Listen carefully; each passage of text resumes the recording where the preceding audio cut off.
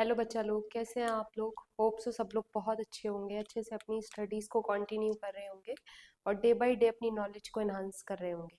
तो last time हम human and health and disease को कवर कर रहे हैं, तो आज हम वहीं से कंटिन्यू करेंगे जहाँ से हमने लास्ट टाइम छोड़ा था। मैंने आपको बेसिक डिटेल्स बताए थे कि हेल्थ क्या है, डिजीज़ क्या है। आज हम देखेंगे कि टाइप ऑफ डिजीज़ क्या क्या होती हैं। जो डिजीज़ है उनका मोड ऑफ इन्फेक्शन क्या है, मोड ऑफ ट्रांसमिशन क्या है। बात समझ में आ रही है। फटाफट से, बहुत इजी है, बहुत आसानी से समझ में आ जाएगा, बहुत ज़्यादा मेहनत नहीं करनी पड़ेगी। बस हो सके तो मेरी बातों को जितना ध्यान से सुन रहे हो, एक पेन और पेपर पे लिखते हुए जाओगे तो चीज़ों को एक मैप मिलता जाएगा, एक डायरेक्शन मिलती जाएगी कि आगे कैसे रिवाइज करना है। वो आपके लिए बहुत अच्छा होगा। ठीक है, चलिए तो सीधे टॉपिक को स्टार्ट करते हैं। तो हेडिंग डाल लीजिए आप लोग फटाफट से, टाइप्स ऑफ डिसीज। क्या हेडिंग डाल लोगे आप लोग? Types of disease. समझ में आ रही है क्या? आ ही रही होगी भाई, है ना। टाइप्स ऑफ डिजीज के अंदर सबसे पहले हम देखेंगे इनेट डिजीज, और दूसरी होती है बेटा एक्वायर्ड डिजीज। इनेट डिजीज और दूसरी क्या होती है? Acquired disease. बात समझ रहे हो? इनेट डिजीज कौन सी होती है? जो बाय बॉर्न प्रेजेंट है, बाय बर्थ प्रेजेंट है, उनको तुम क्या कहते हो? इनेट डिजीज, है ना। बच्चे के अंदर माँ के गर्भ से, जब माँ के गर्भ में था और जब बाहर आया तो उस समय ऑटोमेटिक जब आया तो वो डिजीज प्रेजेंट थी। ठीक है, उसको तुम क्या कहते हो? इनेट। दूसरी क्या होती है? एक्वायर्ड। एक्वायर्ड क्या कि जो तुम जब बाहर आए तो बाय एनवायरमेंट या किसी और फैक्टर की वजह से तुमने एक्वायर कर ली, है ना। तो वो डिसीज कौन सी है आपकी? Acquire disease. दूसरी बड़ी बात क्या याद रखोगे? जो आपकी इनेट डिसीज, इन्हें क्या कहते हैं? Congenital disease. क्या कहते हैं बेटा? Congenital disease. और जो आपकी क्वायर डिसीज है ना, हम क्या कहते हैं? Non congenital, non congenital disease. क्या इतनी बातें समझ में आ रही हैं? क्या समझाया मैंने आपको? मैंने समझाया बेसिकली डिसीज दो तरीके की होती हैं, इनबॉर्न और एक्वायर्ड। इनबॉर्न डिजीज क्या है? जो बाय बर्थ प्रेजेंट है, आपने कुछ नहीं किया। बॉडी के अंदर जब बेबी 9 मंथ अपनी मदर के अंदर था तो उसके अंदर कुछ ऐसी घटनाएं घटी, ऐसा कुछ हुआ कि जब प्रोटीन बन रहा था तो वो प्रोटीन सही से नहीं बन पाया। कुछ भी वो कंडीशन हुई, कोई भी वो मेटाबॉलिक एक्टिविटी हुई कि भाई जो मेटाबॉलिक एक्टिविटी होनी थी एक्चुअली वो ना होके कुछ और मेटाबॉलिक एक्टिविटी हो गई, जिसकी वजह से जो जो फंक्शन होने थे वो ना होके कुछ और हो गए। तो कॉमन सी बात है, जब फंक्शन वो नहीं हुए जो होने थे तो रिजल्ट भी वो नहीं आएगा जो होना आना था, है ना। तो ऐसी कोई डिसीज जो बाय बर्थ प्रेजेंट है उसे तुम क्या कहते हो? इनेट, या क्या कहते हो? कॉन्जेनाइटल, या क्या कहते हो? Inborn disease. ठीक है, ये कहाँ से प्रेजेंट है? By birth. बच्चा जब आया जल इस दुनिया में तो उन डिसीज के साथ आया। क्लियर है? तुमने बहुत सारी ऐसी डिसीज बहुत सारे बच्चों में देखी होंगी। ठीक है ना। नेक्स्ट एग्जांपल, दूसरा जो टाइप है, सॉरी, वो क्या है आपकी? Acquired disease. एक्वायर्ड डिसीज कौन सी होती है? नॉन कॉन्जेनाइटल डिसीज, जो आप आए एनवायरमेंट में और आपने एनवायरमेंट के साथ क्या कर ली? गैदर कर ली। क्लियर है? समझ में आ गई? बेसिकली टू टाइप्स की डिसीज होती हैं, ये टू टाइप की डिसीज होती हैं बेटा, एक इनेट डिसीज और दूसरी एक्वायर्ड डिसीज। यहां तक तो कोई परेशानी नहीं है किसी को, किसी भी तरीके से। ठीक है, अब इननेट डिसीज कैसे कैसे हो सकती है, ये किस किस तरीके से हो सकती है ना। तो समझेंगे जरा सा। सबसे पहले तो ये पैथोजन की वजह से हो सकती है। पैथोजन क्या होता है भाई? पैथोजन जो डिजीज को कॉज करता है। बात समझ पा रहे हो कि नहीं समझ पा रहे हो? एक मिनट एक मिनट एक मिनट एक मिनट एक मिनट, सॉरी। ये क्या है? ये कैसी डिसीज है, सॉरी, जो कैसे प्रेजेंट हुई है? बाय बर्थ प्रेजेंट हुई है। तो भाई कैसे हुई है? हो सकता है कि बाय बर्थ ड्यूरिंग टाइम क्या हुआ है, कोई मेटाबॉलिक एक्टिविटी एक्टिविटी डिफॉर्म हो गई है, जिसकी वजह से ये डिसीज लीड हो गई है। जैसे कि क्या हो गया है? जैसे कि माल फंक्शनिंग ऑफ एनी न्यूट्रिशन, जैसे कि माल फंक्शन ऑफ न्यूट्रिशन, किसी भी न्यूट्रिशन की क्या हो गई? माल फंक्शनिंग हो गई। है ना, वो न्यूट्रिशन क्या हो गया अमाउंट में कम हो गया तो ऑटोमेटिक ये डिसीज हो गई। बात समझ रहे हो? तो जब न्यूट्रिशन कम हो गया तो ऑटोमेटिक सी बात है भाई, ऑटोमेटिक क्या हो गया बॉडी के अंदर जिस टाइम न्यूट्रिशन जो होना चाहिए वो ना होके कोई और न्यूट्रिशन हुआ तो ऑटोमेटिक क्या होगा, कोई हो सकता है ऑर्गन डिफॉर्मेशन पे इफेक्ट हो जाए। आजकल बहुत ज्यादा केस हमें क्या सुनने को मिलते हैं भाई, बाय बर्थ कई बार आपने सुना होगा दो बच्चे और दो बच्चे एक दूसरे से जुड़े हुए हैं। सुना है आप लोगों ने, ये न्यूज़पेपर्स में कभी पढ़ा हो, न्यूज में देखा हो। ऐसा क्यों? क्योंकि हो सकता है कि भाई जो प्रोटीन बनना था, वो प्रोटीन जो उनको अलग करता ट्विंस बेबी को, वो बन ही नहीं पाया। बात समझ पा रहे? तो वो क्या हो गया, बेबी एक से जोड़े रहे। क्लियर हो पा रही है ना बात? और क्या हुआ, और बच्चे का हो सकता है कोई ऑर्गन वहीं के वहीं डिफॉर्म हो गया। जैसे बच्चे की आंखें नहीं है, कान नहीं है, वो देखे होंगे ना आपने बच्चे कि बाय बर्थ ही उनके कोई ऑर्गन नहीं है, आंख नहीं है, कान नहीं है। फोसा वैलिस आपने देखा कई बच्चों के दिल में छेद होता है। बेसिकली दिल में छेद क्या होता है, जब हम कार्डियोलॉजी पढ़ेंगे तो तब देखेंगे, लेकिन आपने कई बार सुना होगा कि इसके तो बाय बर्थ जन्म से छेद इसके दिल में है। तो ये सारे क्या है, बाय बर्थ होने वाली है क्या है, डिजीजेस है।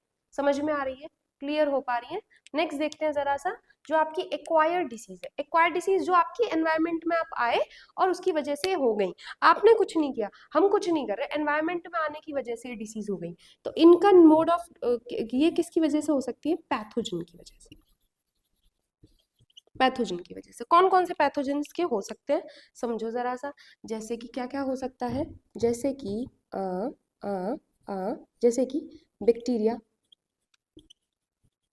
जैसे कि वायरस, जैसे कि फंजाई, है ना, जैसे कि कोई हेलमिंथीस, है ना। तो ये डिसीज किसकी वजह से हुई, पैथोजन के स्प्रेडनेस की वजह से ये डिसीज हुई। इस वजह से तुम इन्हें क्या कहते हो, पैथोजेनिक डिसीज भी कह देते हो। क्लियर हो पा रही है? समझ में आ रही है मेरी बात आप लोगों को कि मैं क्या कहने की कोशिश कर रही हूँ? मैं कुछ भी नहीं कह रही, मैं आप लोगों को पढ़ा क्या रही हूँ, type of disease. Type of disease में मैंने आप लोगों को क्या पढ़ाया, कॉन्जेनाइटल डिसीज क्या होती हैं और नॉन कॉन्जेनाइटल डिसीज क्या होती हैं। कॉन्जेनाइटल डिसीज क्या होती है, वो डिसीज जो बच्चे के अंदर बाय बर्थ प्रेजेंट होती है उन्हें तुम कॉन्जेनाइटल डिसीज कह देते हो। जबकि दूसरी कौन सी डिसीज होती है, एक्वायर्ड डिसीज, जिन्हें तुम नॉन कॉन्जेनाइटल डिसीज कहते हो। दोनों क्या क्या है, कैसे कैसे है, मैंने तुम्हें समझा दी। कहीं कोई दिक्कत हो तो तुम मुझे बताना कमेंट बॉक्स के अंदर। ठीक है, मैं इतना रब कर दे रही, फिर हम आगे बढ़ेंगे।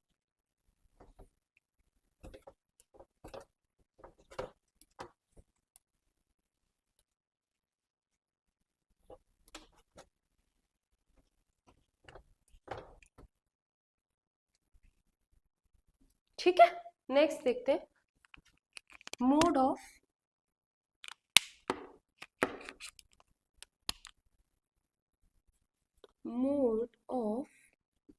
ट्रांसमिशन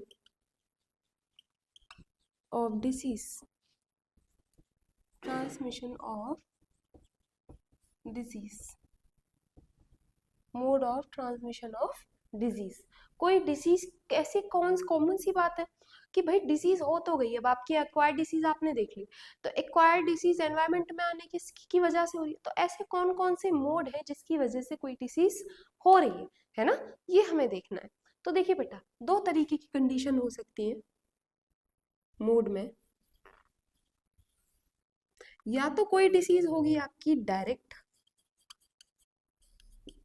मोड ऑफ ट्रांसमिशन, या फिर कैसे होगी बच्चे दूसरी, इनडायरेक्ट मोड ऑफ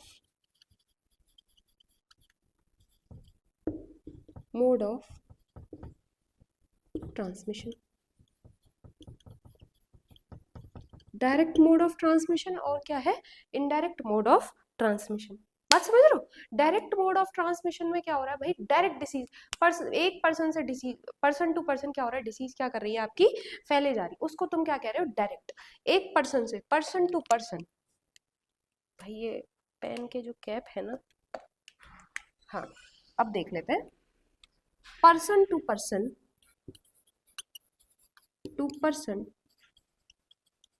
डिजीज क्या हो रही है, स्प्रेड हो रही है, इसे तुम क्या कहते हो, डायरेक्ट ट्रांसमिशन ऑफ डिसीज, है ना। इन्हीं डिसीज को हम क्या कहते हैं, जो पर्सन टू पर्सन ट्रांसफर होती हैं, communicable cable disease. Communicable disease देखो नाम से ही क्लियर है, कम्युनिकेबल यानी कम्युनिकेशन। कम्युनिकेशन क्या है, जैसे मेरा और तुम्हारे से डायरेक्ट कम्युनिकेशन हो रहा है, दोनों आपस में एक दूसरे से डायरेक्ट बात कर रहे हैं, तो ये क्या है आपकी कम्युनिकेशन, यानी एक दूसरे से सीधे तौर पर बात करने का जो प्रोसेस है। तो ऐसे ही डिसीज भी, कि किसी ए को जुकाम हो रहा है, उसने छींक मारी और सीधे बी तक छींटे चले गए और बी को भी जुकाम हो गया, तो बीच में कोई बैरियर नहीं था, ए ने सीधे डिसीज कर दी, किसको, बी को कर दी। तो ये कौन सी कंडीशन आ गई भाई, कौन सी डिसीज हो गई, किस टाइप की डिसीज हो गई, ये कम्युनिकेबल टाइप की डिसीज हो गई, समझ में आ गई। इसी तरीके की कम्युनिकेबल डिसीज को हम क्या कह देते हैं, इन्फेक्शियस डिसीज भी कह देते हैं। ऐसी डिसीज जो person to person infection cause करती हैं, उन्हें हम क्या कह देते हैं, इन्फेक्शियस डिसीज कह देते हैं। क्या हमें ये बात समझ में आ रही है, कोई दिक्कत तो नहीं है किसी भी तरीके से। नेक्स्ट पार्ट देखेंगे जरा सा, जो आपका इनडायरेक्ट डिसीज है। इनडायरेक्ट डिसीज क्या होती है, डायरेक्ट पर्सन से पर्सन नहीं होती, मतलब देखो जरा ए, यहाँ पे क्या हो रहा था, एक मिनट समझो, यहाँ क्या हो रहा था, ए में डिसीज है और ए डिसीज किसको दे रहा है, बी को दे रहा है, बस समझ रहे हो, ए में डिसीज थी और ए ने डिसीज किसको दे, किसी ना किसी तरीके से दे दी, लेकिन दे दी, बात समझ रहे हो। अब यहाँ क्या होगा, यहाँ ए के पास डिसीज है, ये बी को देगा, तो अकेले ऐसे नहीं है कि बी के पास चली जाएगी, ए डिसीज लेके जाएगा बी के पास विद अ कैरियर। और यहाँ कैरियर क्या हो सकता है, ए डैश हो सकता है, बी डैश हो सकता है, कुछ और भी हो सकता है, कुछ और भी हो सकता है, मतलब बीच में क्या होगा, एक कैरियर मौजूद होगा। बात समझ पा रहे हो मेरी, यहाँ पे देख रहे हो ना, एक कैरियर जो अकेला, जैसे यहाँ क्या हो रहा था, डिसीज पर्सन टू पर्सन जा रही, यहाँ क्या है, किसी के थ्रू जाएगी, बीच में एक बिचौलिया होगा जो डिसीज को लेके जाएगा। बात समझ पा रहे हो, नहीं समझ पा रहे हो पा रही है क्लियर कि नहीं हो पा रही है चीजें, मैं क्या कहने की कोशिश कर रही हूँ। तो ये जो डिसीज बीच में जा रही है ना, ये जो कैरियर है, सपोज कौन सी ऐसी डिसीज हो सकती है, बहुत सारी डिसीज हो सकती है, जैसे तुमने नाम सुना है मलेरिया, कौन है कैरियर, मुझे बताओगे तुम लोग। दूसरा चिकनगुनिया, सबने नाम सुने। नेक्स्ट डेंगू, डेंगी भी बोल देते हैं, है ना, समझ में आ रही। तो ये सारी डिसीज कैसी है बेटा, कैसी है, इनडायरेक्ट मोड ऑफ ट्रांसमिशन से होने वाली डिसीज है। क्लियर। अब मोड क्या है भाई, ट्रांसमिशन, ये तो हमने देख लिया कि भाई किस तरीके से डिसीज फैलती है। अब डिसीज फैल के और कैसे कैसे सकती है, तो उनके एजेंट्स क्या है, मोड के एजेंट्स क्या है, एजेंट्स क्या क्या है डिसीज के होने के। तो देखो भाई, डिसीज के होने के बहुत सारे एजेंट्स हो सकते हैं, जैसे कि एयर, वाटर, सॉइल, है ना, और क्या हो सकता है, ह्यूमंस, अभी देखा तुमने ह्यूमन टू ह्यूमन डिसीज। तो ये सारे क्या हैं, एजेंट्स हैं डिसीज के, कि जब तुमने मान लो ड्रॉपलेट इन्फेक्शन, कैसा इन्फेक्शन हुआ, तुमने छींका और छींकने के बाद एनवायरनमेंट में क्या हुई, वो ड्रॉप्स जो है ना, वो इन्फेक्शियस ड्रॉप क्या हो गई, दूसरे पर्सन तक पहुंच गई और उसके अंदर भी क्या कर दिया, इन्फेक्शन कॉज कर दिया। ये कैसी डिसीज हो गई, इन्फेक्शियस डिसीज हो गई। ऐसे ही एयर, यहाँ पे मोड ऑफ ट्रांसमिशन क्या है, एयर भी है, वाटर भी है, कई बार सॉइल भी मोड ऑफ ट्रांसमिशन हो सकता है, अरे हो सकता है कि नहीं हो सकता, हो सकता है ना। तो ये तुमने क्या देखा कि किस तरीके से डिसीज आपकी स्प्रेड होती है, बात समझ में आ रही है। अच्छा, नोट में एक बात और जरूर से ध्यान रखना, कुछ ऐसी डिसीज होती हैं जो एनवायरनमेंट में सीधे तौर पे नहीं होती, वो क्या है, जेनेटिकली प्रेजेंट होती है। मतलब आप वो डिसीज, आपने एनवायरनमेंट उसमें बहुत बड़ा कोई रोल नहीं प्ले कर रहा, आपके जेनेटिक, आपके जीन्स में ही वो डिसीज मौजूद है, हमने कुछ नहीं किया, एनवायरनमेंट बेचारे का कोई दोष नहीं है। जो वो डिसीज है आप अपने मम्मी पापा, दादा दादी, नाना नानी, अपने पुराने किसी एंजेस्टर से लेके आ रहे हैं। आप क्यों लेके आएंगे, मतलब अगर आपके अंदर है तो वो डिसीज हो सकता है आपके आने वाली जनरेशन आपके अंदर से आगे चली जाए, वो डिसीज चली क्या जाए, जाएगी ही जाएगी, अगर जीन स्ट्रांग हो गया तो। बात समझ में आ रही है, ऐसी डिसीज को हम क्या कहते हैं, जेनेटिक डिसऑर्डर्स, क्या कहते हैं बेटा, जेनेटिक डिसऑर्डर्स। बात समझ में आ रही है। जेनेटिक डिसऑर्डर्स क्या क्या हो सकते हैं, बहुत सारे जेनेटिक डिसऑर्डर्स होते हैं, जैसे हीमोफिलिया,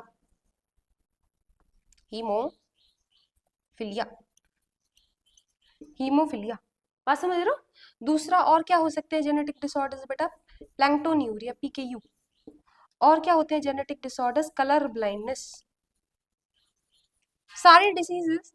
हीमोफिलिया कैसी डिसीज है, हीमोफिलिया ऐसी डिसीज है जिनके अंदर खून का थक्का नहीं जमता, मतलब खून अगर बहने लग गया तो खून बहता रहेगा, है ना। कलर ब्लाइंडनेस कैसी डिसीज है, कलर ब्लाइंडनेस में जो पर्सन वो आपको एकदम नॉर्मल दिखाई देगा, वो खाता है पीता है सब नॉर्मल, आपको कोई दिक्कत उसके अंदर दिखाई नहीं देगी, एकदम नॉर्मल। लेकिन उस बंदे को, उस व्यक्ति को कोई पर्टिकुलर कलर के बारे में जानकारी नहीं हो सकती। Colour blindness mainly red colour, green colour, white colour, blue colour, yellow colour पे होता है। हो सकता है उस पर्सन को नहीं जानकारी हो कि किस तरीके का जो ग्रीन कलर है या रेड कलर है किस तरीके का दिखाई देता है, बाकी उसको सब कुछ पता है, वो सेम आपकी तरह खाता है पीता है, उसकी मेंटल एबिलिटी, फिजिकल एबिलिटी बिल्कुल सेम है, बस कुछ पर्टिकुलर जगह कोई प्रॉब्लम आ जाती है। जैसे हीमोफीलिया में जो पेशेंट है वो एकदम सही है, उसके साथ कोई दिक्कत नहीं है, वो एकदम सही दिखता है। लेकिन दिक्कत क्या है, अगर उसको चोट लग गई तो उसके अंदर जो खून है, जो ब्लड है, वो ब्लड क्या होगा, ब्लड सीधे तौर पे अगर चोट लग गई तो ब्लड का क्लॉट नहीं जमा होगा, खून का थक्का जमा नहीं होगा, खून क्या होता रहेगा, बहता रहेगा, बहता मतलब खून को स्टॉप करने वाला। और सोच के देखो, अगर आपका खून रुक नहीं रहा चोट लगने के बाद तो कितनी बड़ी दिक्कत है। अरे है कि नहीं, अरे बोलो, है ना। तो ये क्या है, कुछ एग्जाम्पल्स हैं जेनेटिक डिसऑर्डर्स के। तो ये हमने आज कुछ छोटे छोटे से टॉपिक्स किए हैं, एक बार जरूर से एनसीईआरटी को गो थ्रू करना। कहीं तुम्हें किसी तरीके की परेशानी दिखाई दे तो I am with you. Thank you so much, मिलेंगे अगले वीडियो में।